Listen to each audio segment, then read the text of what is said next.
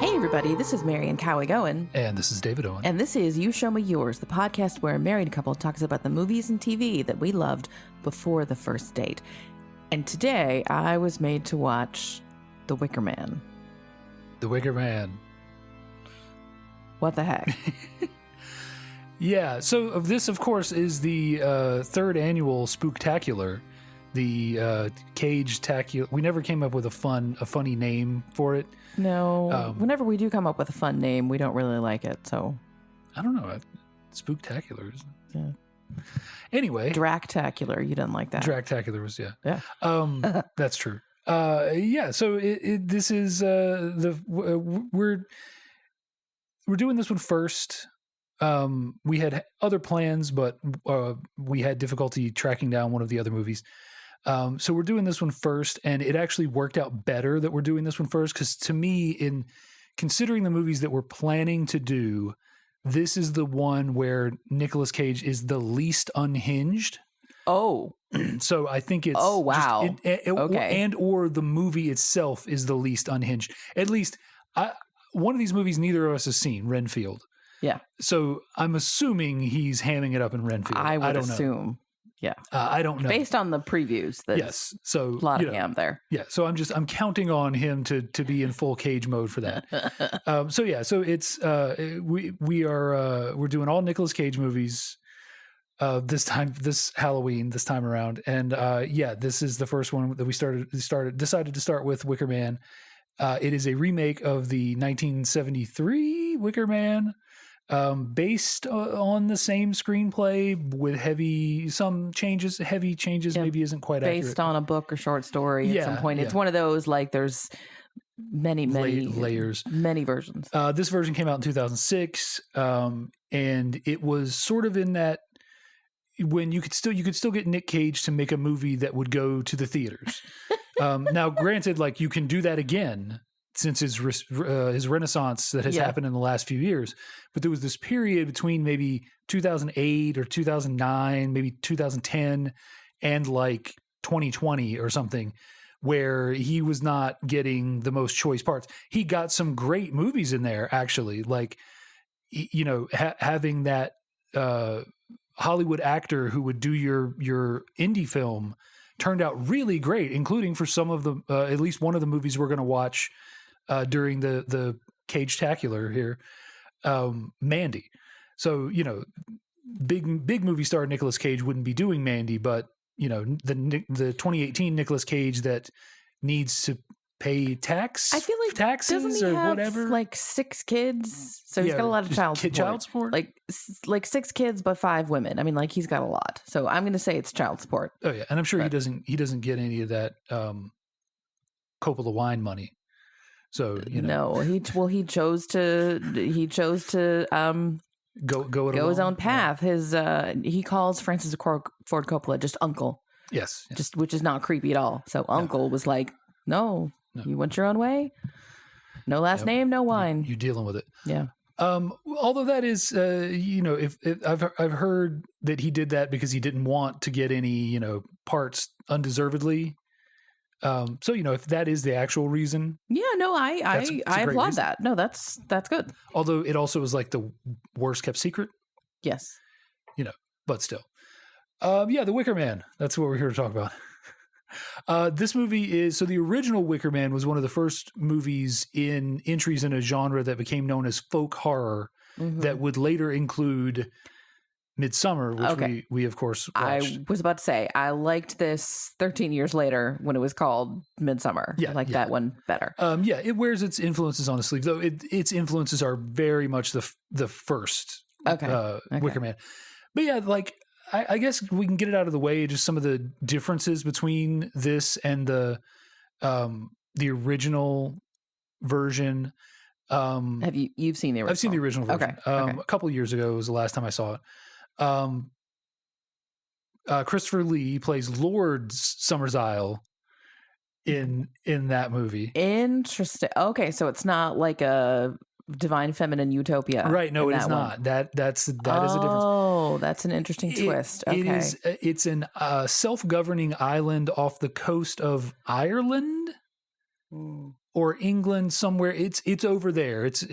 So the police officer in this case that is dispatched to the island is purposely dispatched by the government to investigate a disappearance. Okay. So in this movie, they changed that to him being called to the island by a letter from one of the inhabitants. Super long con. That he used to date, which turns out to be a super long con. Yeah. So the original, the cop is sent there. There's a lot more like maypole type stuff. They do the masks, they do this whole, but it's just a lot more like, look at all this weird, like old Celtic or pseudo Celtic traditional stuff that they do. That's so weird to us, to the outsider cop. Mm-hmm. And yeah, there's a lot of like, imagery of like I said, maypoles and harvest festivals and all this sort of stuff. Mm-hmm. It largely works out the same for the cop in that movie. Spoilers for this movie and the 1973 movie. He's burned in a Wicker Man. Yeah. A giant Wicker Man statue. Sorry to mess it up for you. Yeah. If you haven't seen this 2006 or 1973 movie, it's spoiled for you now. Yeah, and it's there's a lot of singing in it. Like there's just a lot of like folk singing in it, which was surprising to me in the 1973 version. Yeah. It was surprising. It's like the thing that by the time you hear this will be old, but the meme thing that's going around now, ask your husband how often he thinks about the Roman Empire. Yeah. And the answer is, for most men, not zero. Yeah. More than zero. It's, when you think about the amount of singing you would expect to be in a 1973 movie about a Wicker Man, it's more than you think. I don't know.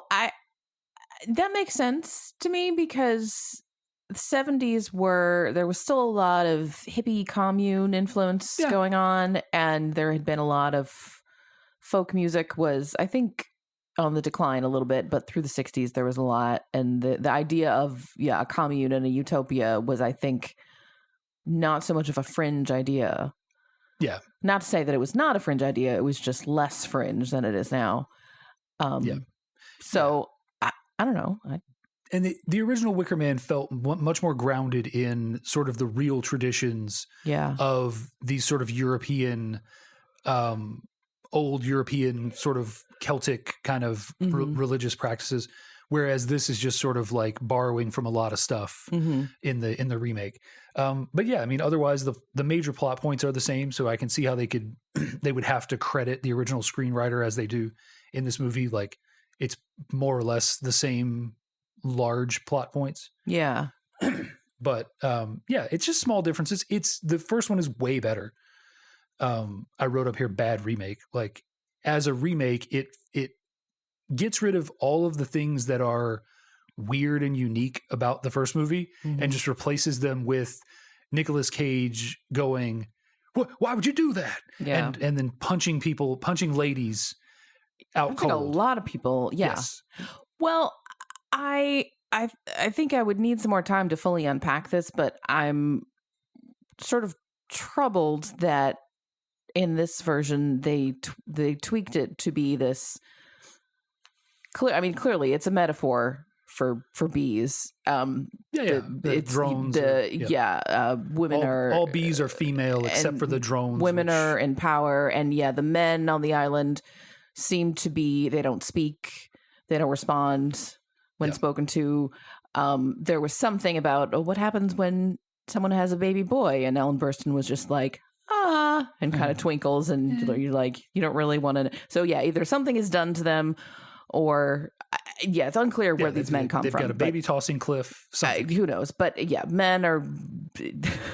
I thought it was funny. Nicolas Cage says, so they're second class citizens, and she was like, no, we love our men. We just they live in ways that they can use their gifts. And like, you've heard some conservative male politician or pastor say exactly that. Like, so a little bit of it is just, black humor, like, haha, let's twist it. But I also thought a certain type of man is going to look at this and go, see, that's why women don't deserve any authority, because bitches be crazy. Yes. And like, I'm really uncomfortable with not so much this as a work, but the interpretations that people could take from it. And, some kind of incel is going to see this and like, and that's why I killed everyone at the beauty salon, because bitches be crazy, so. Sure, but at the same time, like, the problem is this is intended to hold a mirror up to society and be like, hey, look, but this is in our society, this is men. Yes, but so I think if you're going to do that, is going to misinterpret that. Is not going to get the nuance of that. Well, to be fair,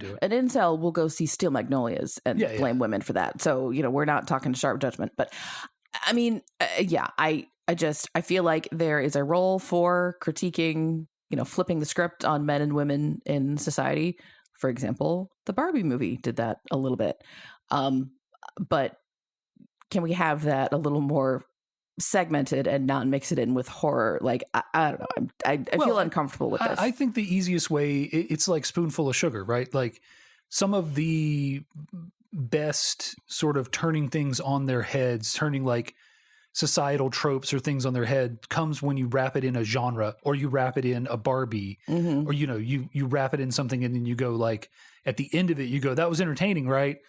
Well, actually, that was about socialism and how capitalism is killing everyone, and like you flip it at the end and go, oh, you were entertained by that. Yeah, I don't think this does that. No, I don't think it does. But I'm saying I think that's the goal. Like, I don't think you want to say like, oh, we just want the Angels movie, the Day movie. The Dorothea Day movie. What was it called? Oh, Entertaining Angels. Yeah. I was like, we don't, that was just like, hey, socialism, the poor need help, like that. And that's a movie that's built all around its message.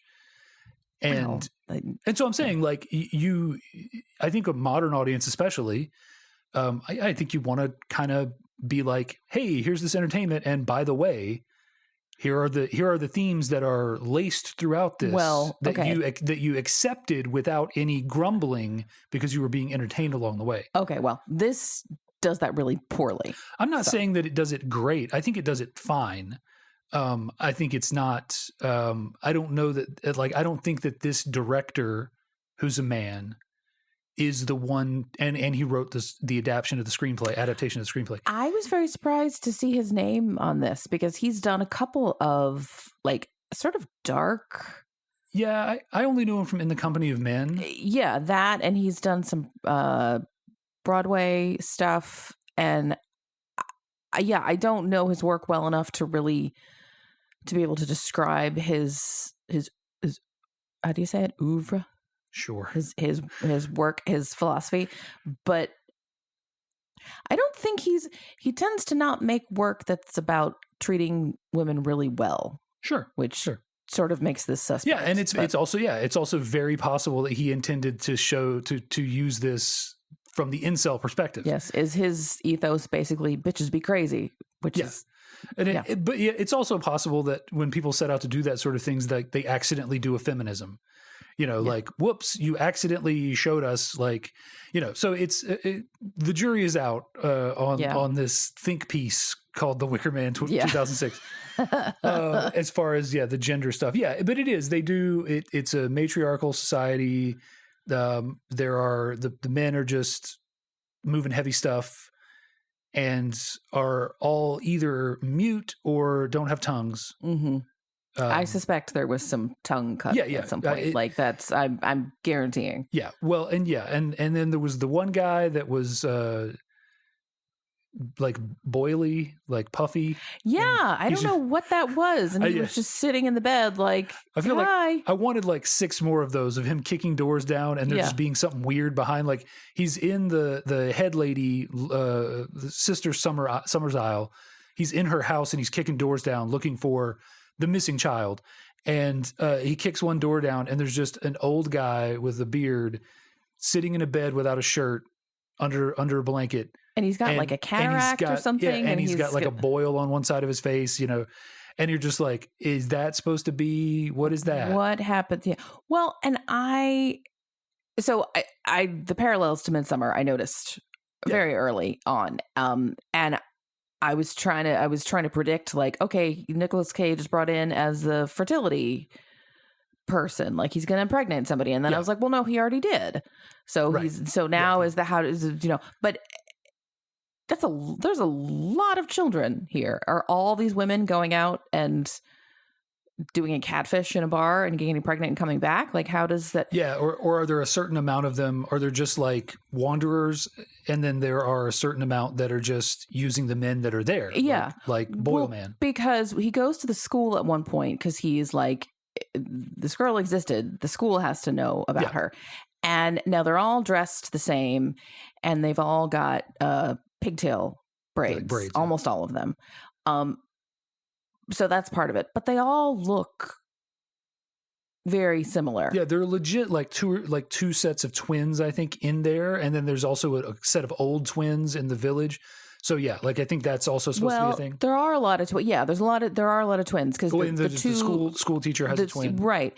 And then the two blind cataract, you know, whatever. Right, the older, yeah. And I thought, is that supposed to indicate that there's a lot of not inbreeding necessarily, but like we're gonna pair this woman with this man, and all their children they're going to have multiple children. And so it's like, it's sort of a family, but not. And so that's why everybody looks alike.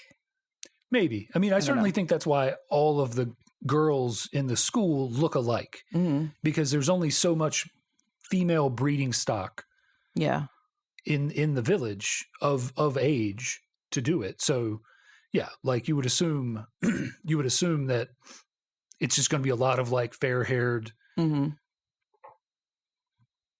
little young, the one drifter who came around was blonde, and right, because most of the women aren't. Yeah. Well, and I noticed, excuse me, at one point he passes a line of young women, I don't know, late teens, early 20s, who were all pregnant, and their bellies looked about all the same size.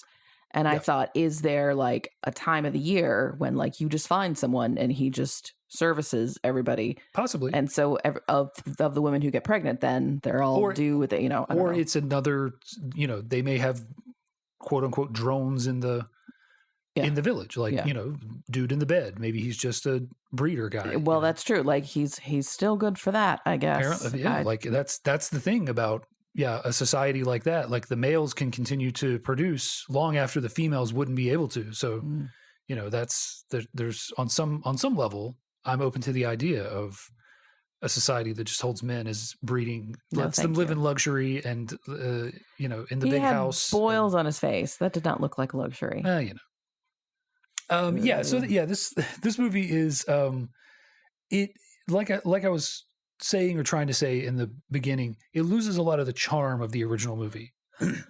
It doesn't necessarily have no charm. Just we really should watch the original. Movie. I would like to compare the two. But yeah, it's much more 2006, you know, investigative suspense thriller, slightly supernaturally kind of thing. Like it's much more so. And I'm not going to say that the 1973 movie is a great movie. Like it's a 1973 movie. Like it's got pacing issues. It's, you know, but it's much more interesting than this. I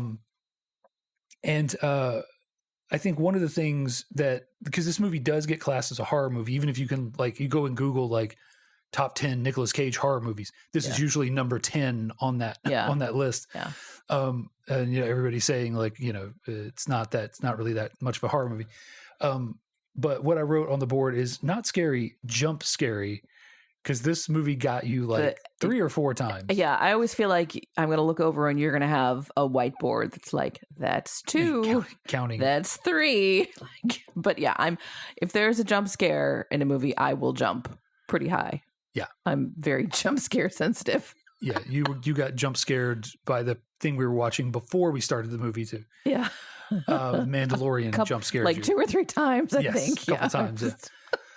Yeah, and this one, it does the really good, like everything's quiet, and then boom, things are loud. Sting. Yeah. Yeah. Yeah. So yeah, not it's weird because this definitely is based on one of the movies that helped to define the folk horror genre, and it comes into this sort of it comes into this discussion of what is a horror movie. Like people will class something like Hostel or like Green Room as one that as horror movies, but they're not horror in the traditional sense. They're more about like, man, it would be scary if this happened to you. And I guess technically in that sense, this it would be scary. but yeah, I've heard those described more as torture porn, which I think is sure. But I think at the same time, like they do get lumped into the larger genre of horror. Yeah.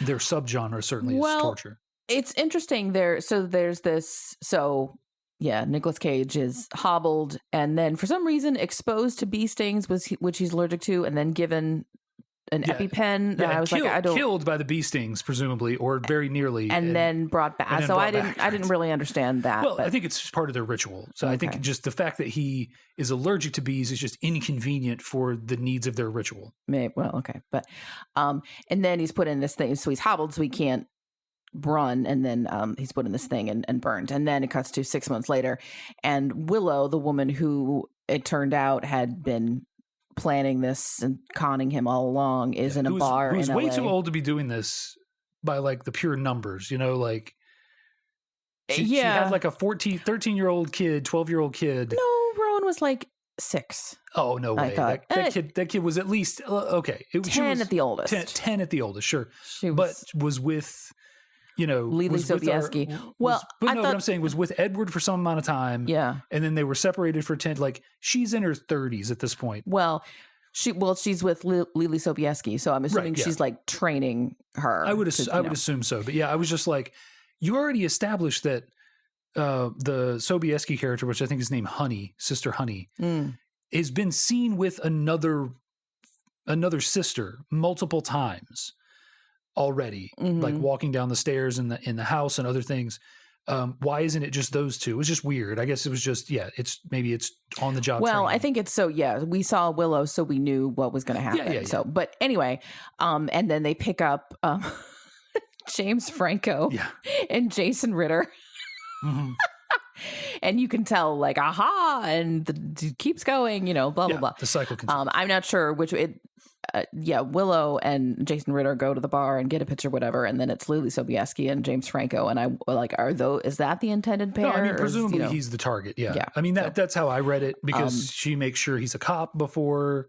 Like they also already know this stuff. Like they have a lot more going on than you think. I gotta say, for like an island that seems to have no power and no cell service, and like they do some serious research on people before they target them. Like I want to see their back room where they have, I'm sure, drones and a dark web account where they can research everybody. Now, in modern day, that's what they have now. Yeah. But anyway, I thought, because at some point they reveal like Willow planned this all along, like before she, when she and Edward met, like that was the goal. It was a setup from the beginning. And that's it's sort of an aside and you don't really realize it. But then at the end, the idea that like somebody you just meet in a bar is actually plotting your demise 10 years in the future. Yeah. That's terrifying.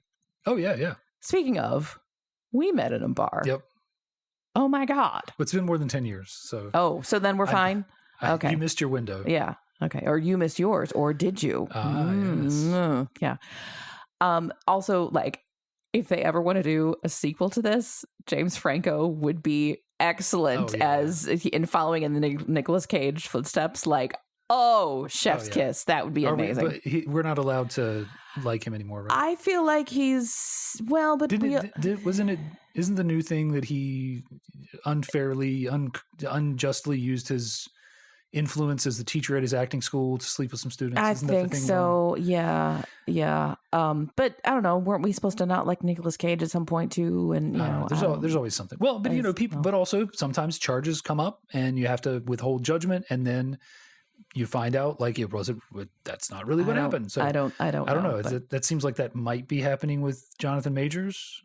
Last I heard, I don't know what I keep kind of keeping an eye out for how that's going to turn out because that seemed really bad. This has been your Hollywood Minutes, right? As we check in on male celebrities accused of wrongdoing, who we're supposed to like and dislike, who we aren't even really sure, right? And do we have up to date news? Not at all. No, but yeah, maybe you do.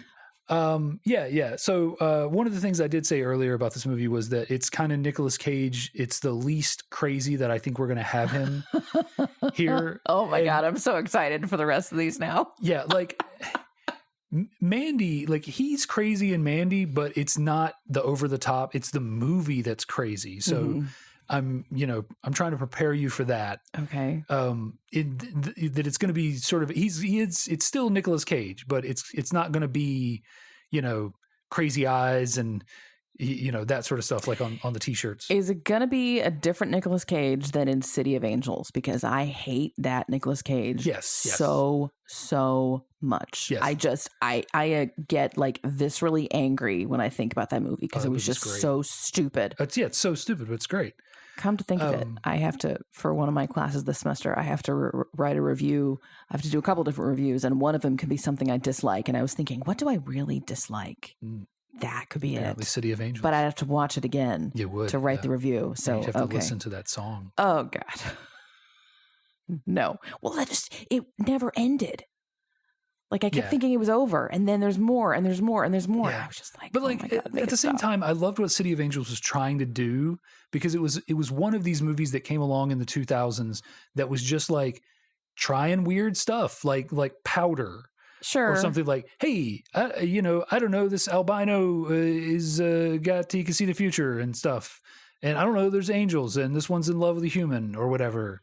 Like it was just, and this happened a lot in the 80s too, where it was just like, I don't know, this dinosaur became a librarian. What? Like is that real? No, that was I demand it could have been real. I demand that be made. That sounds amazing. It could have been real if MGM had optioned my script.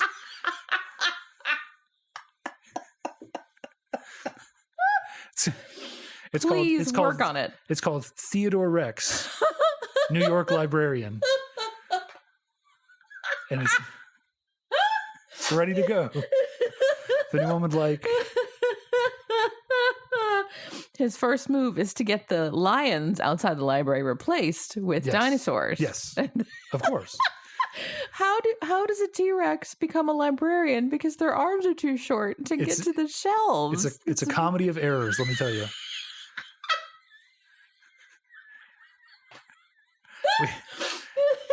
We had Dana Gould on to voice the T-Rex.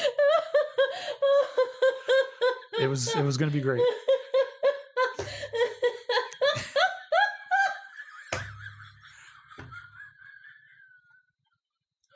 Who plays his boss?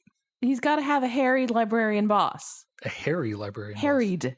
Oh, yeah, stressed out. I mean, I feel like BB Newirth would be good for that. Maybe. I mean, like if you're asking me who do I want, I'm going to say I need a Kelsey Grammer type. Yeah. You want to give me that, or if you want to just really turn it around, I want Dan Hedaya doing Richard Nixon from Dick. We are going to get this made. We are going to start a GoFundMe, and it's going to happen on YouTube. And it's going to be didn't they do some musical during COVID? Like, oh, I don't know. It was like something that didn't need to be a musical, but they made it into one, with puppets or something. Am I making this up? Listeners, tell me, was this a fever dream? What they made a musical of something on YouTube with donate. It was fan funded. Tell me. Who knows? Was it all a dream? I don't know. Speaking of dreams, there was a non-zero chance through this whole movie that none of this happened. That so at the beginning he's a cop and he stops this car because the little girl threw her doll out the window, and it's just lying on the road, and he returns it, and stuff happens and the car explodes. Yeah. And I thought it was going to turn out that he had been knocked on the pavement and knocked out, and this was all a hallucination. Oh yeah. Like easily could have been. Yeah. Because there's a number of like he hallucinates. Yes. What? He hallucinates during the movie, And so it was like has a dream so it's like Inception level of hallucinations. Yeah. I really thought that was going to be part of it. Yeah. The best one is when he's on the dock. Yeah. He thinks he sees the kid he's looking for under the dock, like through a grate. And he jumps in the water to go and save her. And then he gets to her. Then he wakes up and he's still sitting on the dock. Then he looks down and the bloated corpse of the girl's in his arms. And then he wakes up again. Yeah, I just well, and it's like he's a very unreliable narrator because he's seeing. So turns out that the girl in the car was a plant. Yeah. She was sent from the island to I don't know what prime him. I don't know what. Yeah, I think that they needed to get him like in a place to receive the letter, like where he wanted felt like to save. He needed to save somebody. Yeah. And she's got the same braids and the same red sweater, and it's very old fashioned looking and everything. But so he sees her all over. He sees her on the ferries. He's going over. He sees all this other. So like he's an unreliable narrator from the start. Oh yeah. You never quite know. It is the scene where he sees her on the ferry is great because she's standing on the ferry looking over the rail, and then she gets hit by a truck. Yeah, which is what happened on the side of the road. Yeah. She is on the ferry looking out. He's looking at her through a window, and she's looking out, and she's standing by the rail, like, and then just a semi truck drives through the frame. Yeah, this guy is when we see him after the car blows up, he's at his house and he's taking some medication, and someone says to him, "Are those helping?" And he says, "A little, not enough, not enough, friend. Not no, really, no. Yeah, you hit your head or something. Like something's going on." Yeah, it's and speaking of the plant stuff, they stage the car thing, and blonde lady cop who comes to check on him also turns out to be on the island. So like they've really been putting a lot into this. This is like some CIA level cons. Like they have undercover people in every phase of his life. I'm going to bet also that the checker at the grocery store is like planned. Yeah, the lady at the truck stop. Yeah, maybe even. And it's weird because the whole thing, the way that they frame it, isn't that they're doing this constantly. Yeah, it's that this is like a fail-safe for when a harvest fails. That normally they're doing whatever. They put on their masks and they break open a keg of meat and then they all run through the forest.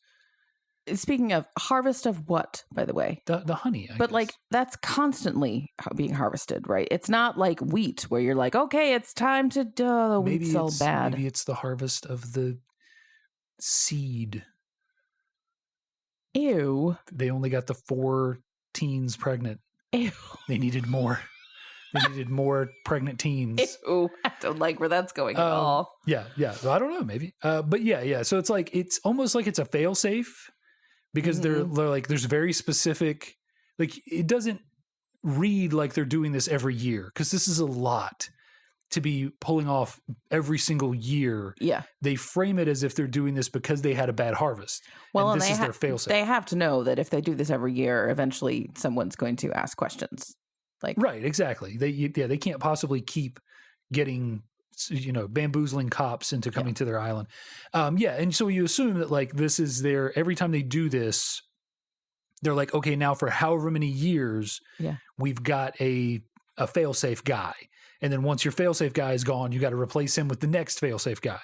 Because presumably at any point in the child's life, you could say, hey, I know I left you in a hurry, but hey, guess what? I was pregnant and our 9-month-old is now missing. Mm-hmm. Come to this island. Our 5-year-old, our 6-year-old, our 10-year-old. Probably out there somewhere else, someone is romancing, scam romancing someone else. So there's you've got like every 3 years there's like maybe they do. Yeah. So it's there could be a rich world of lore here for ready for a prequel. Yeah. It's just come on. Seriously, I need James. So this has been 17 years. Yeah, that is perfect for Lily Sobieski. James Franco's still around. Yeah. And he cracks it and explodes the island or something. I'm saying, like, because wouldn't he be fantastic? Yeah, but you can't, like, you gotta, the thing with these sorts of movies is there can't be a traditional happy ending. You know, like, it can't, like, Midsummer is not a traditional happy ending. No, but if there were a Midsummer 2, like, I don't know, like, you kind of want to, you build up a villain and then you see them cast down. But no. I think that's the scariest part of it. Well, okay. Is that they just presumably have been continuing to do this all these years. Can we talk about something that both of us expected to be in here and it was not, and we were both very confused? Yeah. The meme. For years I knew nothing about this movie except that there was an image of Nicolas Cage going, "Not the bees!" Yes. And it was not in this. Not in the movie. And I was like, what the heck happened? Because they make a big deal of he's allergic to bees and he's got an EpiPen on him. And at some point he is running and he knocks over the hive and the bees all come out and sting him. And he is just about to get his kit and he passes out. And then the mom from 6 Feet Under is the doctor and she saves him using the old ways, which are never really explained. And I was like, okay, she didn't actually she did something that wasn't good. It was never explained. And then at the end, they put the bees on him and they use his EpiPen then, which I still also don't understand. But we do not see the scene where he says, "Not the bees." Yes. Why? Because it's in the because the movie is PG-13, the theatrical release, and that's what you can. Wait. Burning someone alive is fine. Yes. But we draw the line at putting bees on someone who's allergic. That was the hair they split. No, I don't. They didn't. Well, that's just the thing. Like you said, they didn't just cut the bee scene. Mm-hmm. They cut the whole breaking the legs. That's true. And the whole thing. So they cut we only learn about that in the voiceover. They cut the bee scene because they cut the torture, the leg breaking, and all that stuff. So it's in the unrated version or the director's cut. It's not in the theatrical release, which is what you're going to get if you just spin it up on Prime and rent it or something.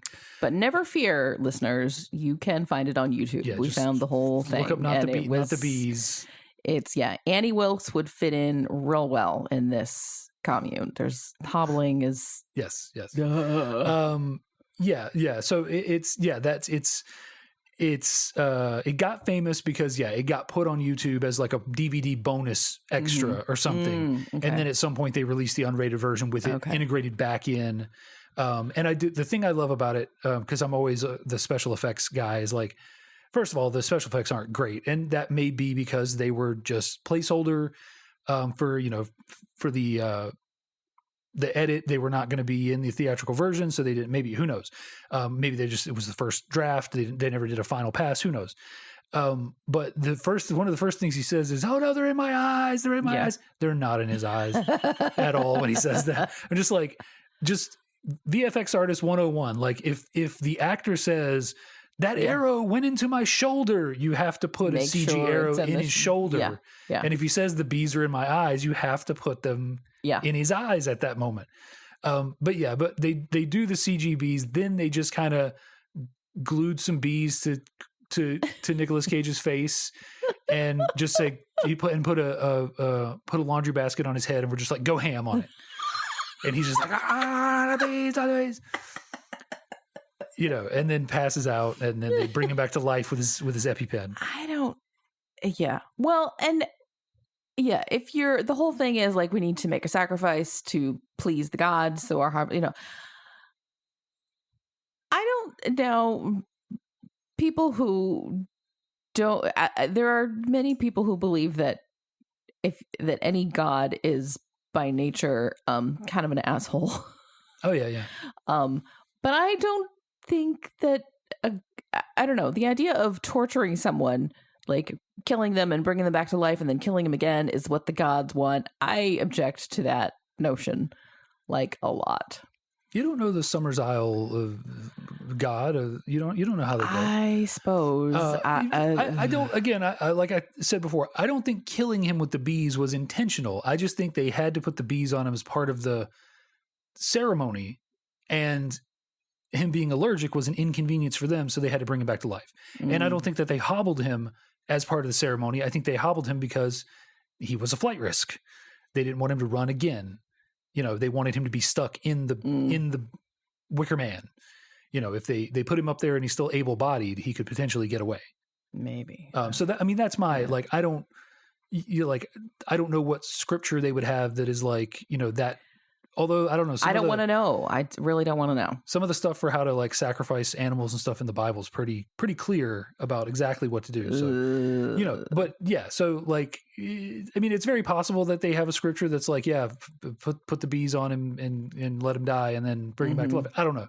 Well, what's interesting is, so the Ellen Burstyn is like their Sister Summer Isle, the presiding queen of everything. And she's giving Nicolas Cage a brief overview of how they got there. They were chased out of is it Ireland? They fled, yes, somewhere because of the. She says something like my Celtic ancestor, or something like so. We assume Ireland, and they landed in Salem, right, Massachusetts, and then they just kept going and going and going, and until they find this. Yeah, like 100 years later, they find this. Yeah, they get to this island, and I don't know what on I the West Coast. We weren't clear about that. It's the Pacific off Northwest. Of Washington. Yeah, which is, I gotta say, like the Pacific Northwest just seems ripe for creepy communes. Oh yeah. I just finished a book about a creepy commune, also off of Oregon, Washington. I don't know, but like they just grow there. Oh, yeah. They seem it's a native plant there. Anyway, you could, I mean, if you go deep into this divine feminine, female utopia, et cetera, you could view this as men have been cruel and torturous to women for centuries. And so we're going to revisit this on this particular man. Sure. Whether he specifically deserves it, et cetera, et cetera. Sure. I don't know how that's sort of the incel version of this. This is bitches be crazy. I'm just going to keep saying that. Bitches be crazy all over. So I don't know. You could read it's restorative justice into it. I don't know. Yeah. And I think that's a movie like this. It is vague enough that you can read a lot of different things into it. Mm-hmm. Like we said, it on its face, it has a somewhat feminist message. If you just like broad stroke it, like, women empowered in this society sort of stuff. But yeah, like you could definitely take it way you could take that way to the negative direction. Yes. And you could take that like you're doing there, more in a still keeping it in the horror genre, still, it can be a lot of things to a lot of people when it's kind of that open-ended. Yeah. And it's open-ended enough. Yeah. Yeah. Well, enjoyably creepy, but don't base your society on it. Yeah. Please don't. No.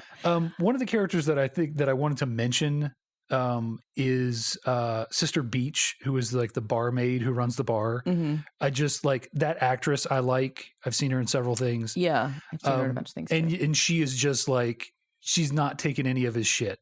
Yeah.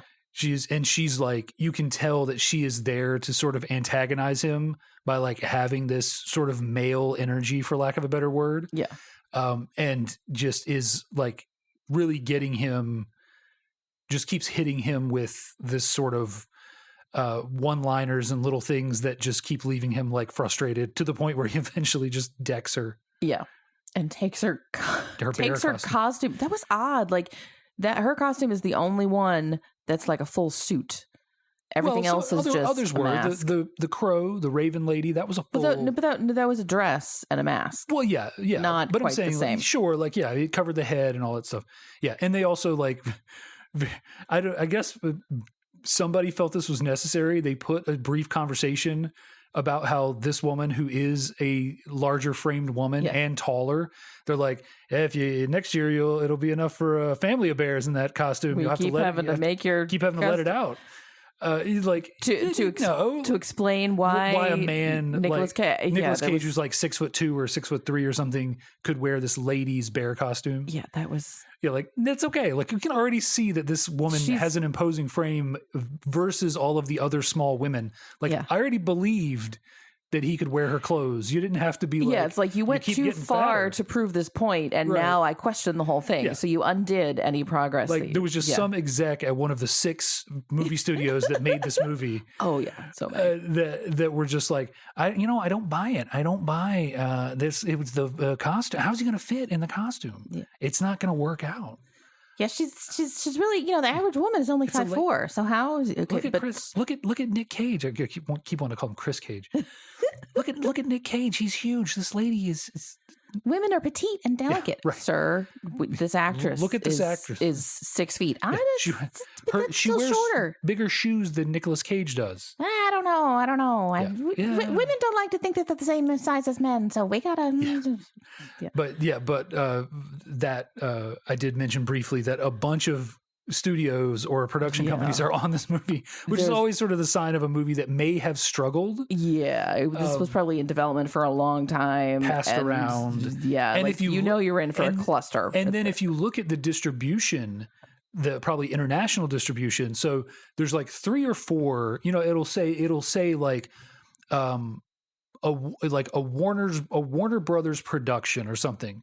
It'll say the biggest company, a Sony Pictures film, and then it'll say, like in this case it was like Alcorn Entertainment, and that's where you get like the Bad Robot thing if it's a J.J. Abrams movie, or what View Askew and for Kevin Smith and stuff. And then there was like 3 more of them. It's a lot, yeah. And the way they had to like, it's an Alcorn Films production of a Millennium Films film with the assistance of and just over and over. And then when I looked at the distribution on the international, it's got it's Warner Brothers in America, and then like in the rest of the world, it's Sony, and then somewhere it was Lionsgate. So it's like at some point this movie was like had almost everything. Oh God! Hit almost every major. Where's Paramount or Universal? And we could have hit everything, but it was just like did Touchstone ever or Orion? Did they get in on it? Orion, yeah. Well, yeah, and that's the crappy thing too. Like a lot of those studios are back just as names. Yeah, like like Touchstone or TriStar is one in Columbia Pictures is something that Sony certain films Sony puts under Columbia Pictures, and MGM is owned by somebody now, so it's kind of a bummer because Orion I think was starting to release stuff again, but it's not like Orion. Miramax I think is back. Oh, really? New Line Cinema is definitely back. Oh man. Mm-hmm. Too many names. But so I don't know if that is any indication that this movie struggled in its in its production, but it seems like it might have.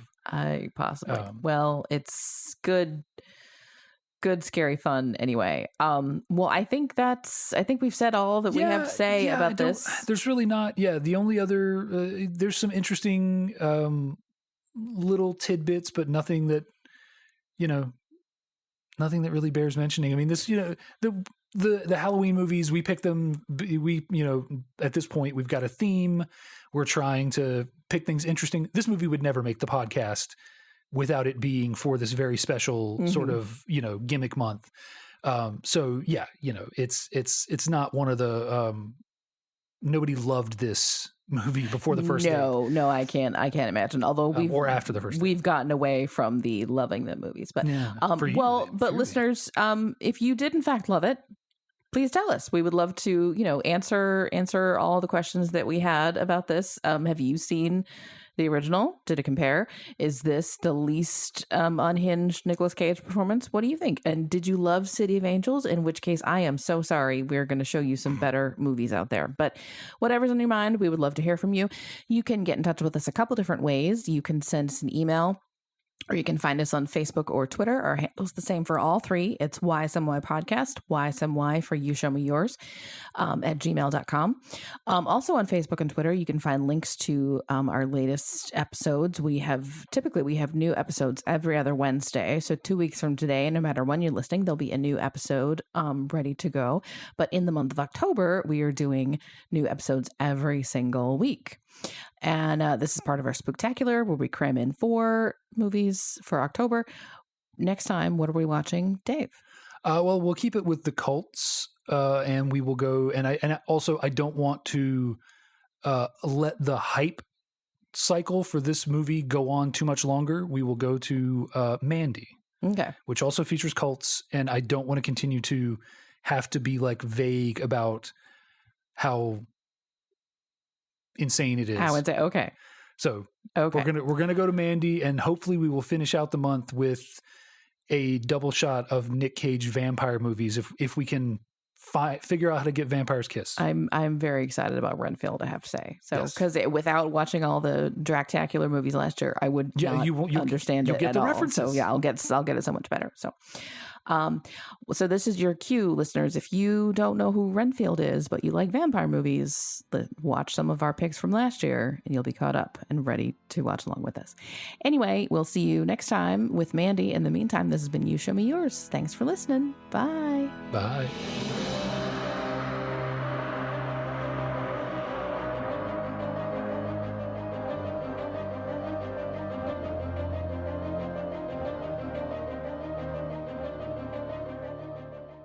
Yeah. Is it Wicker Man or The Wicker Man? I think it's The Wicker Man, but it really doesn't matter Okay.